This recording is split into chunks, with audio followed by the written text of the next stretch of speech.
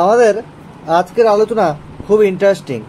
আজকে আমরা আলোচনা করতে চলেছি 90 দশকের মহান দুই সঙ্গীতকার জুটি, তাদের কেরিয়ার কিভাবে শেষ হয়েছিল, তাদের বলিউডে কি অবদান, সেটা নিয়েই কিন্তু আমাদের আজকের আলোচনা। 90 দশকের মহান দুই সঙ্গীতকার জুটি ছিলেন নাদিম শ্রাবণ, যাদের সৃষ্টি এক কথায় অমর। হিন্দু ও মুসলিম একসঙ্গে কাজ করে প্রমাণ করেছিলেন তাদের সুরের সৃষ্টি। 90 দশকে তাদের প্রেমের দেবতা বললেও ভুল হয় না। তারা যেমন প্রেমিক প্রেমিকাদের অনুপ্রেরণা ছিলেন, তেমনি ব্যর্থ প্রেমিকদেরও মনে হতো যে তাদের তৈরি গানগুলো যেন তাদেরই জন্য তৈরি হয়েছে। দিন রাত কাজ করেও সময় দিতে পারতেন না সব প্রডিউসারদের, এমনটাই তাদের ডিমান্ড ছিল 90 দশকে। কি এমন হলো এই রোমান্টিক জুটি একে অপরের থেকে আলাদা হয়ে গেল? একাধিক সঙ্গীতকার জুটি ছিল এই 90 দশকে। যতীন ললিত, আনন্দ মিলিন্দ, এছাড়া সিঙ্গেল সুরকারও ছিলেন আনু মালিক। যাই হোক, কিন্তু নাদিম শ্রাবণের ধারের কাছে কেউ ছিল না। তাদের বিচ্ছেদের পিছনে কি শুধু গুলশান কুমারের হত্যাকাণ্ড, না রয়েছে গভীর ষড়যন্ত্র, সেটাই এখন জানবার বিষয়। তাদের গগনচুম্বী সাফল্যে পিছিয়ে পড়ছিলেন অন্য সব সঙ্গীতকার জুটিরা। নাদিম শ্রাবণের সঙ্গীত, সমীরের লিরিক্স, কুমার শানুর গান কিন্তু খুব জনপ্রিয় হয়ে যায়। বেস্ট মিউজিক ডিরেক্টর হিসাবে টোটাল 6বার ফিল্মফেয়ার অ্যাওয়ার্ড পেয়েছিলেন এই জুটি। অভিনেতা অভিনেত্রী যাই হোক, মুভি যাই হোক, নাদিম শ্রাবণের মিউজিক মানে মুভি সুপারহিট। এত নামের পরেও কেন তারা হারিয়ে গেলেন, সেটাই প্রশ্ন। ফিল্মে এত সাফল্য পাওয়ার পরেও কেন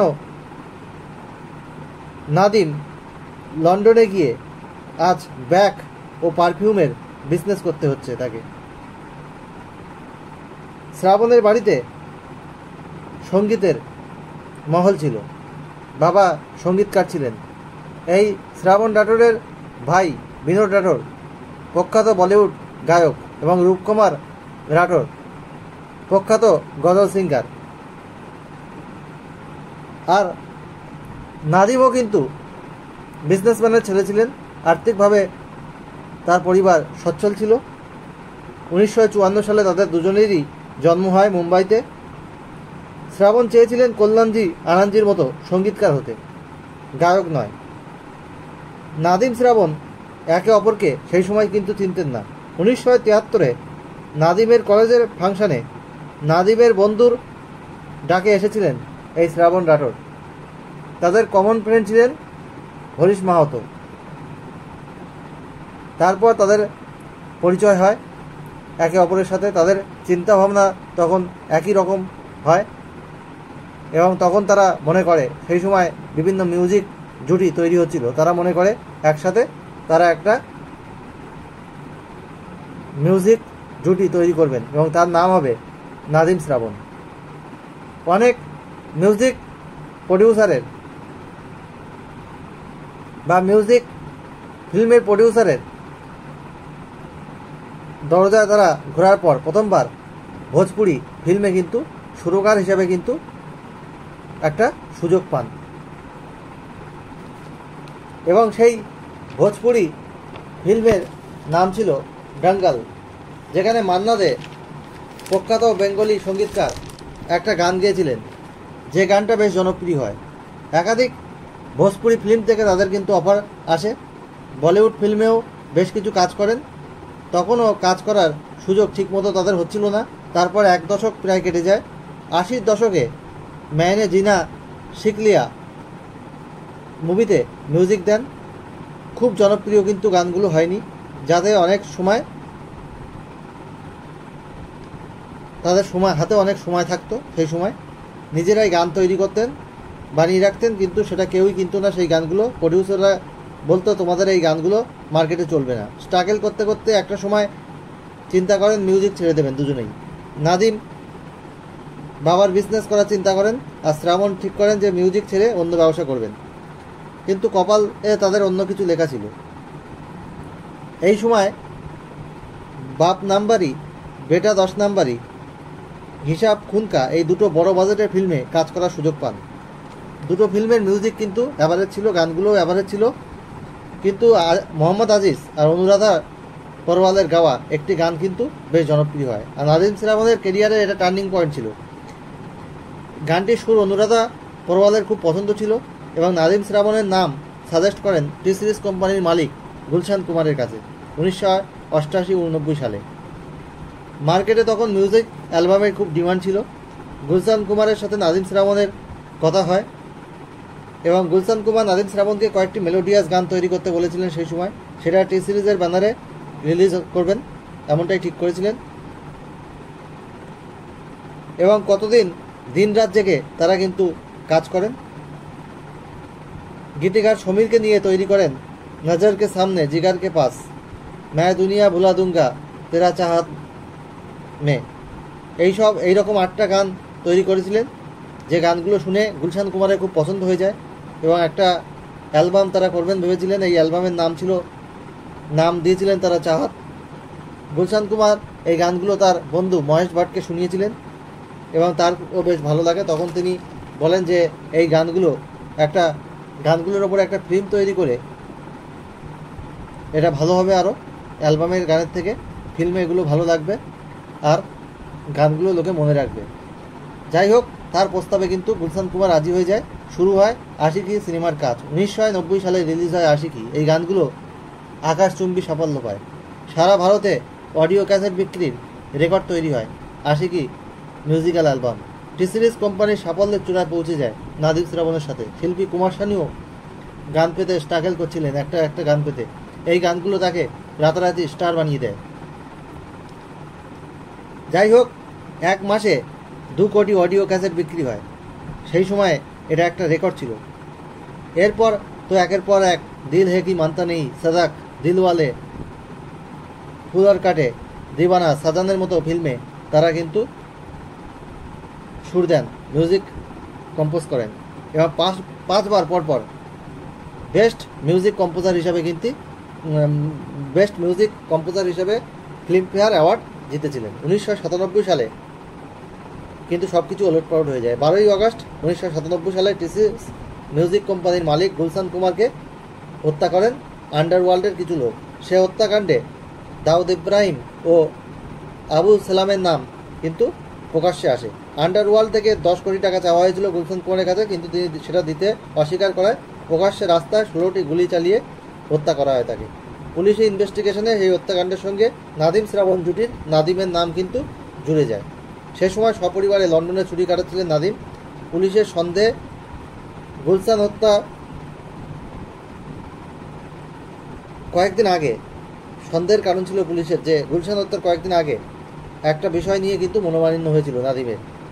একাধিকবার নিজের তরফে সাফাই করেছিলেন নাদিম। হত্যাকাণ্ডের সঙ্গে কোনোভাবে তিনি জড়িত নন এটি বলেছিলেন। গ্রেপ্তারের ভয়ে লন্ডন থেকে আর কখনো দেশে ফেরেননি। মুম্বাই পুলিশের যে অভিযোগ ভিত্তিহীন সেটা তিনি লন্ডন হাইকোর্টে প্রমাণ করেছিলেন। নাদিম কোর্টের থেকে ক্লিন চিট পাওয়ার পরেও দ্বিতীয়বার তিনি কিন্তু ইন্ডিয়াতে ফিরে আসেননি। হয়তো ইন্ডিয়াতে ফিরে আসলে তারও আরও বেশি সমস্যা হতে পারে সেটাই তিনি ভেবেছিলেন এবং সেখানে এখন তিনি ব্যাগ আর পারফিউমের বিজনেস করছেন।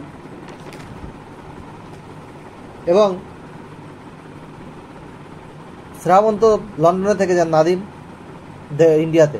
তাদের মধ্যে একটা দূরত্ব কিন্তু তৈরি হয়। আর অনেক প্রডিউসার চাইতেন না যে শ্রাবণের সঙ্গে নাদিমের ফিল্মে নাম থাক। আর যেহেতু ইন্ডিয়াতে শ্রাবণ রাঠোর ছিলেন, তাকেই বেশি দায়িত্ব কিন্তু সামলাতে হচ্ছিল। কারণ ফিল্মের প্রডিউসাররা চাইতেন না শ্রাবণের সঙ্গে নাদিমের ফিল্মে নাম থাকুক, কারণ ক্রিমিনাল লিস্টে তার কিন্তু নাম ছিল। তার সত্ত্বেও তারা কিন্তু একে অপরের থেকে দূরে থেকেও তারা ধারকান, সির্ফ তুম, ইয়ে দিল হে আশিকানা, রাজ, কসুর, হাম তোমারে হে সানাম এইরকম ফিল্মে কিন্তু মিউজিক ডিরেক্টর হিসাবে তারা কাজ করেন এবং তারা এখানে মিউজিক কম্পোজ করেন। তারপরে 2006 সাল দোস্তি ফিল্মে তারা শেষবারের মতো কাজ করেন। তারপরে একে অপরের সাথে কাজ করতে অস্বীকার করেন। তারপর তারা একেবারে বিচ্ছেদ হয়ে যায়। নাদিম তার নিজের বিজনেস সামলান লন্ডনে, আর এদিকে শ্রাবণও তার মিউজিক কম্পোজ করা ছেড়ে দেন এবং তার ছেলেদের সঞ্জীব ও দর্শনের কেরিয়ার গড়তে শুরু করেন। বলিউড ফিল্মে বাবার মতো তারাও কিন্তু বেশ কয়েকটি মেলোডিয়াস মিউজিক তৈরি করেন। এ রাস্তে হে প্যারকে আর মনের মতো ছবিতে তারা কিন্তু সুর দেন। দুর্ভাগ্যবশত 2021 সালে করোনার কারণে কিন্তু শ্রাবণের মৃত্যু হয়। যদিও তাদের সম্পর্ক ছিল না, তবুও দীর্ঘদিনের সঙ্গী এই শ্রাবণের মৃত্যুতে লন্ডন থেকে কিন্তু শোক প্রকাশ করেছিলেন নাদিম।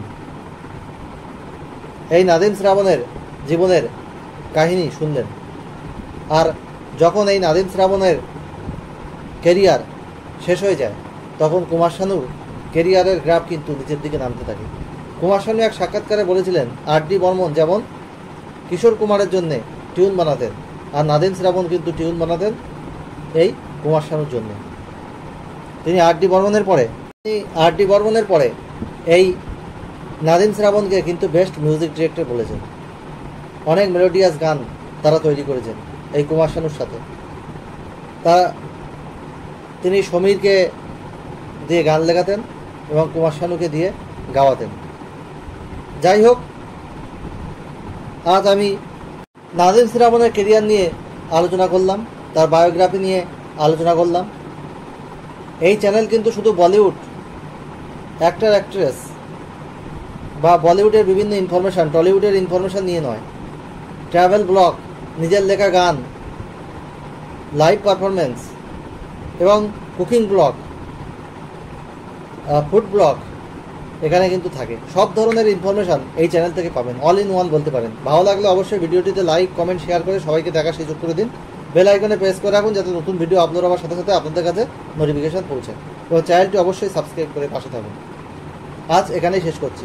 এইরকম অনেক আলোচনা আপনাদের সামনে তুলে ধরব। আপনারা সবাই ভালো থাকুন, এটাই কাম্য।